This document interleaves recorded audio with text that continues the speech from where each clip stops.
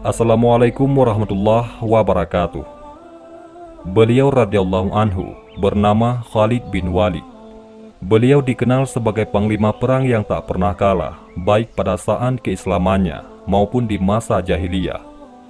Beliau juga dikenal sebagai perangai yang perkasa, yang diiringi dengan ide-ide yang cemerlang. Ayah beliau bernama Al-Walid bin Mughirah dan bergelar Abdu Syam, seorang pemuka Quraisy dan juga sebagai hakim, dan dikenal sebagai seorang yang memiliki kekayaan. Al-Walid dikenal sangat paham terhadap ilmu-ilmu syair. Al-Walid dikenal juga sebagai orang pertama yang melepaskan sandal saat memasuki Ka'bah. Al-Walid juga dikenal sebagai orang pertama yang mengharamkan khamar, memotong tangan bagi pelaku pencurian, dan menghapus sumpah. Dan di antara dasar-dasar ini terus dijalankan pada masa Islam.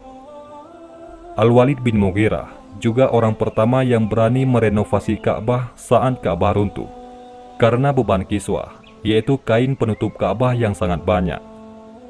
Namun, segala prestasinya tidak menghantarkannya kepada Islam. Padahal, segala bukti-bukti pernah diperlihatkan kepadanya. Seperti firman Allah Subhanahu wa Ta'ala, "Biarkanlah aku yang bertindak terhadap orang yang aku sendiri telah menciptakannya." Quran Surat Al-Mudaththir ayat 11. Ibnu Abbas radhiyallahu an berkata, Allah Ta'ala menurunkan sebanyak 104 ayat berkenaan dengan Al-Walid bin Al-Mughirah. Dalam ayat lain, Allah Subhanahu wa Ta'ala berfirman, "Kelak, aku akan memasukkannya ke dalam neraka Saqar." Quran Surat Al-Mudaththir ayat 26. Sedangkan sang ibu bernama Asma atau dikenal dengan Lubabah, anak dari Al-Haris bin Harab Al-Hilaliyah. Ibu beliau adalah saudari Ummul Mukminin Maimunah binti Al-Haris, yakni istri Nabi Muhammad SAW. Khalid bin Walid sangat digemari oleh kalangan Quraisy karena perangainya yang begitu kuat dan pemikirannya dalam menyusun sebuah strategi pertempuran yang dapat membalikkan keadaan saat sudah terjepit, seperti yang dilakukannya sebelum masuk Islam, tepatnya saat Perang Uhud. Khalid bin Walid melesat bagaikan badai dan dapat menerobos titik penting kaum muslimin, yakni saat pasukan pemanah Rasulullah melanggar perintah, yaitu para pemanah yang meninggalkan barisannya. Padahal saat itu kafir Quraisy sudah bercerai-berai, namun bersatu kembali dan berhasil mematahkan serangan muslimin yang membuat banyak para syuhada, seperti wafatnya sang singa Allah, yakni Hamzah bin Abdul Muthalib radhiyallahu anhu. Tidak hanya itu, Rasulullah SAW sampai terluka. Meski demikian, Allah memenangkan pasukan muslimin, di mana saat masing-masing pasukan telah meninggalkan peperangan, Allah memerintahkan 300 orang yang ikut perang Uhud untuk mengejar pasukan Quraisy. Hal ini membuat pasukan Quraisy khawatir dan memutuskan untuk kembali ke Makkah.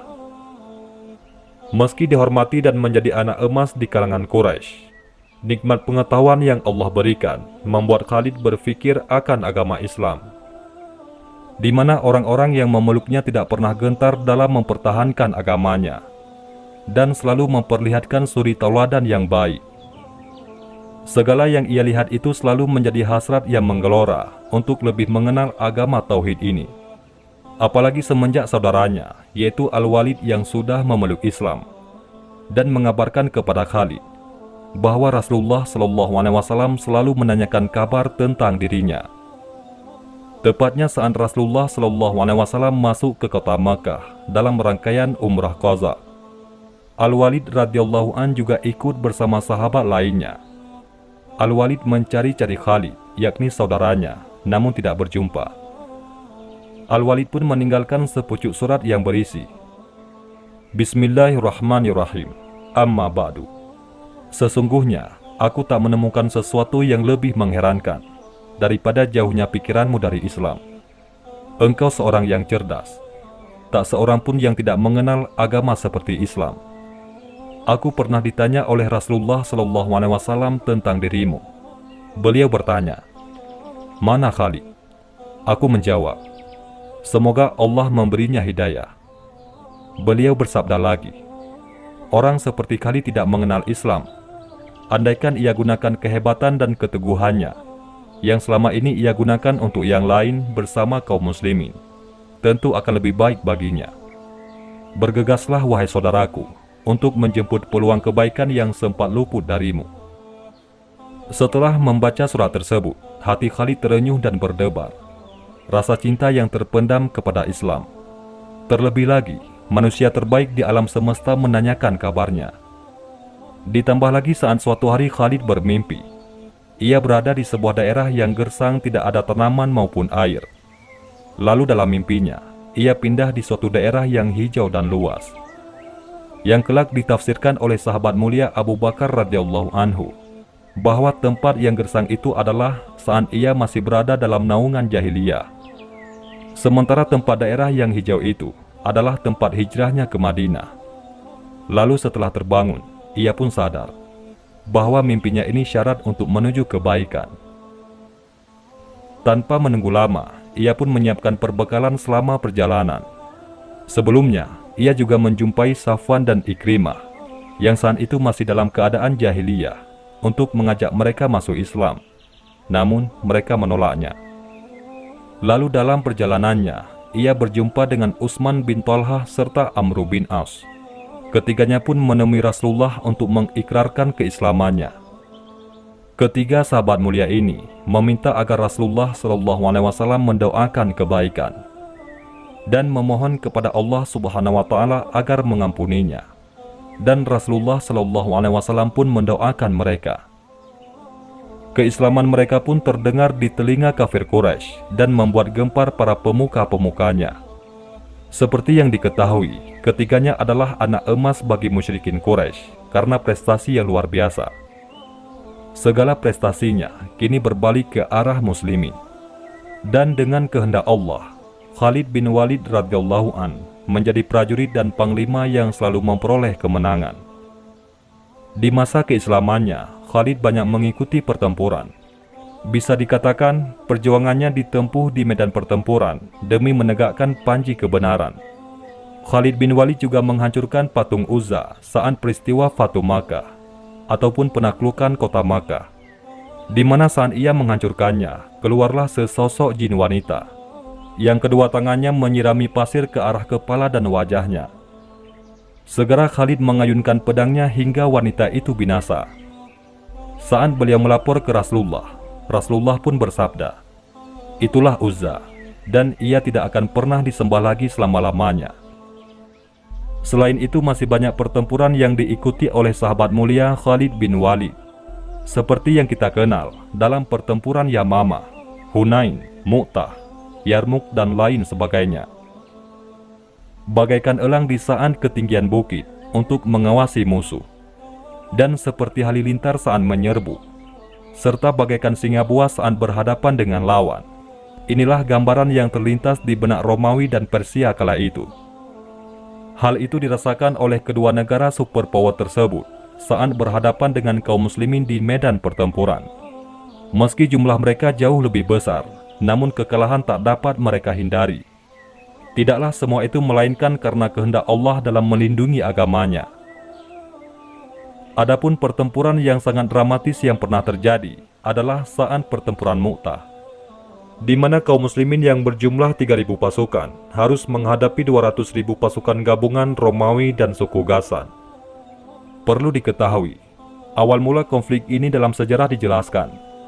Ketika terjadi kesepakatan Huzaibiyah, Rasulullah banyak menuliskan surat-surat yang ditunjukkan kepada pemimpin dunia untuk mengajak mereka masuk ke dalam agama Islam. Salah satu di antaranya, Rasulullah mengutus Al-Harits bin Umair Al-Azdi untuk mengantarkan surat kepada pembesar Basrah. Namun, di tengah perjalanan, Syurahbil bin Amir Al-Ghassani menjegat utusan Nabi dan membawanya kepada Kaisar di Syam hingga membunuh utusan Nabi SAW. Perlu diketahui, pembunuhan terhadap utusan sebuah tindakan kriminal yang tidak diperbolehkan sama sekali, baik dari kerajaan Islam maupun kerajaan non-Muslim. Hal ini sangat tercela dan sebuah tantangan terselutnya sebuah api peperangan. Setelah mendapat kabar ataupun wahyu, maka Rasulullah SAW sangat marah dan menyiapkan pasukan yang sangat besar pada masa itu, berjumlah 3.000 pasukan. dan memilih 3 panglima hebat yang bernama Zaid bin Haritsah, Ja'far bin Abi Thalib, dan Abdullah bin Rawahah radhiyallahu anhum ajma'in, dengan menunjukkan secara berkala, jika Zaid wafat, maka Ja'far menggantikannya, dan jika Ja'far wafat, maka Abdullah bin Rawahah menggantikan. Selain itu, Rasulullah menetapkan rambu-rambu peperangan, seperti tidak boleh membunuh anak-anak, wanita, dan orang tua, serta tidak boleh menyerang tempat ibadah mereka, tidak boleh memotong pepohonan atau merobohkan sebuah bangunan. Di antara 3.000 pasukan tersebut, Khalid bin Walid ikut serta dan menjadi awal mulanya dalam berjihad di jalan Allah. Maka berangkatlah pasukan muslimin dengan penuh ketakwaan dan mental yang berapi-api. Di sisi lain, pasukan Ghassan yang berjumlah 100.000 pasukan telah siap untuk melumat kekuatan muslimin. Tidak hanya itu, pasukan Ghassan juga mendapat bantuan tambahan dari sekutunya, yakni Romawi, sebesar 100.000 personil yang diutus Heraklius. Padahal Heraklius mengetahui kerasulan Nabi SAW, namun keduniaan mengalahkan imannya. Maka bersatulah kekuatan sebesar 200.000 pasukan yang bergerak dan bersiap untuk berhadapan dengan muslimin. Mendengar banyaknya pasukan lawan, kaum muslimin menetap di Ma'an selama 2 hari dan mengusulkan untuk meminta bantuan kepada Rasulullah SAW. Di tengah kebingungan tersebut, maka Abdullah bin Rawahah tampil untuk membangkitkan semangat perjuangan kaum muslimin. Beliau bersyair, "Wahai kaum muslimin, apa yang kalian takutkan adalah sesuatu yang kalian cari selama ini, yakni syahid di jalan Allah. Kita memerangi mereka bukan karena jumlah maupun kekuatan kita. Akan tetapi, kita memerangi mereka karena agama Islam, yang dengannya Allah memuliakan kita. Berangkatlah, yang ada hanyalah satu dari 2 kebaikan, kemenangan atau syahid di jalan Allah Subhanahu wa Ta'ala." Mendengar perkataan tersebut, kaum muslimin bangkit. Jiwa mereka bagaikan gelombang yang siap menerjang apapun yang berada di hadapannya. Maka bergeraklah pasukan muslimin dengan tekad membara dan iman yang kokoh. Hingga bertemulah pasukan yang tak sebanding ini di kawasan Yordania, yaitu di Mu'tah, yang terjadi pada tahun 8 Hijriah ataupun 629 Masehi. Dengan penuh percaya diri, kedua pasukan itu pun bertemu dan pertempuran pun dimulai. Tidak mengenal jumlah dan rasa takut, kaum muslimin maju bagaikan halilintar yang menyambar. Zaid bin Haritsah radhiyallahu an terus maju ke dalam dan menumbangkan lawannya satu demi satu. Dengan membawa panji Rasulullah, tentulah ia menjadi target lawannya. Maka beliau pun terkepung dan syahid saat sebuah tombak terlontar dan mengenai tubuh mulia. Dengan segera, Ja'far bin Abi Thalib menyambar tongkat panji Rasulullah sebelum jatuh ke tanah. Dengan gagah perkasa, beliau terus mengayunkan pedangnya, menangkis segala serangan hingga beliau terkepung. Musuh berhasil menebas lengannya, tapi semangat juang belum usai. Beliau terus memeluk panji tauhid itu dengan lengan satunya. Musuh pun menebas lagi lengan keduanya. Beliau radhiyallahu anhu terus berjuang agar bendera tersebut tidak terjatuh. Beliau menjepit bendera tersebut hingga akhirnya beliau pun syahid di jalan Allah. Melihat hal tersebut, Abdullah bin Rawahah maju ke medan laga dengan keadaan ragu-ragu, sambil menggenggam bendera di tangannya. Beliau pun bersyair demi memecahkan keraguannya. "Aku bersumpah wahai jiwa, turunlah dengan cara terpaksa atau taat. Biarkan manusia berteriak dan menghina, sedangkan aku tidak melihatmu enggan masuk surga." Abdullah bin Rawahah mulai maju menyerang dengan tekad baja. Seperti biasa, dalam satu peperangan, yang menjadi target utama ialah sang pemegang panji. Maka Abdullah bin Rawahah pun terkepung dan syahid. Melihat ketiga panglima terbaik gugur, maka pasukan muslimin pun bercerai-berai. Abu Rafi menjelaskan sebuah kekalahan yang belum pernah terjadi, di mana banyak pasukan berlarian tanpa arah. Hal paling dramatis pun terjadi.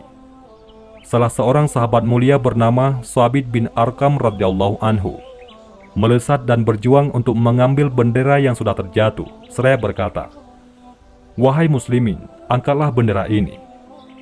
Namun tidak ada yang mampu.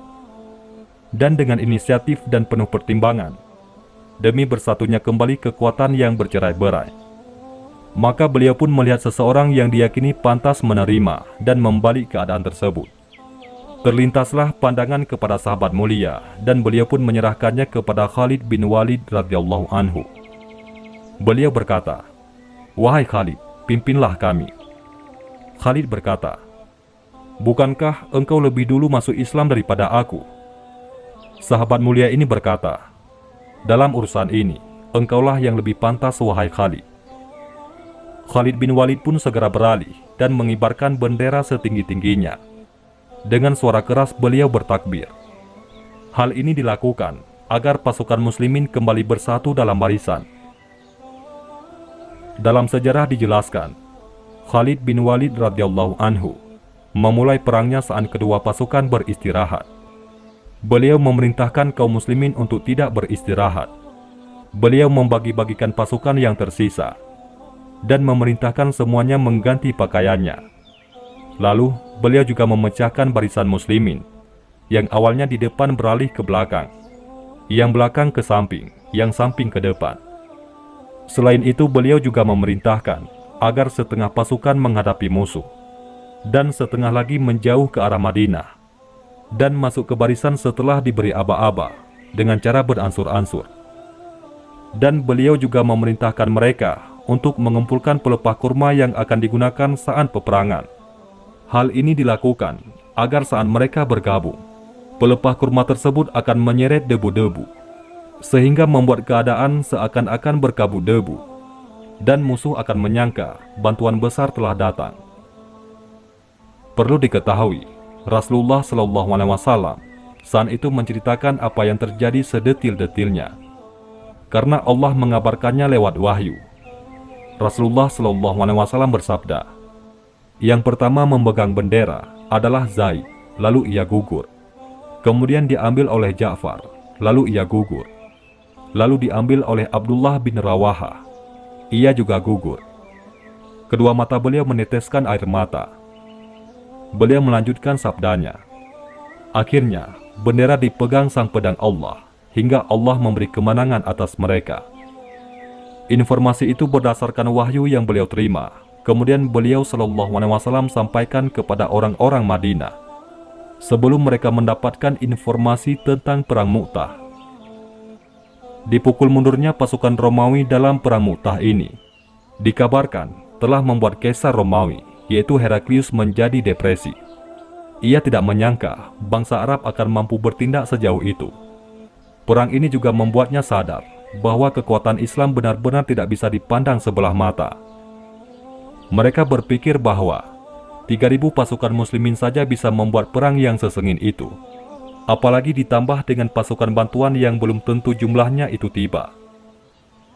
Tercatat dalam sejarah akibat dari pertempuran ini, Allah mengungkapkan sebuah keajaiban, bagaimana pasukannya hanya berjumlah 3.000 personil mampu berhadapan dengan pasukan yang berjumlah sekian kali lipat, yakni 200.000 personil yang terlatih. Meski sempat menuai kekalahan, namun Allah mampu membalikkan keadaan tersebut lewat Khalid bin Walid radhiyallahu anhu. Padahal masa itu, Romawi adalah salah satu negara adidaya. Hingga dampak positif dari pertempuran ini, kaum muslimin yang awalnya dianggap sebelah mata oleh Romawi dan Persia mulai diperhitungkan, dan membuat kabilah-kabilah yang selama ini memberontak terhadap kaum muslimin, mereka menjadi tunduk. Di antaranya, yaitu Bani Sulaim, Aisja, Ghatafan, Zubian, dan Fazara. Itulah kisah panglima perang Khalid bin Walid, yang mana beliau tidak sedikit pun gentar ketika membela agama Allah Subhanahu wa Ta'ala. Wallahu a'lam bishawab.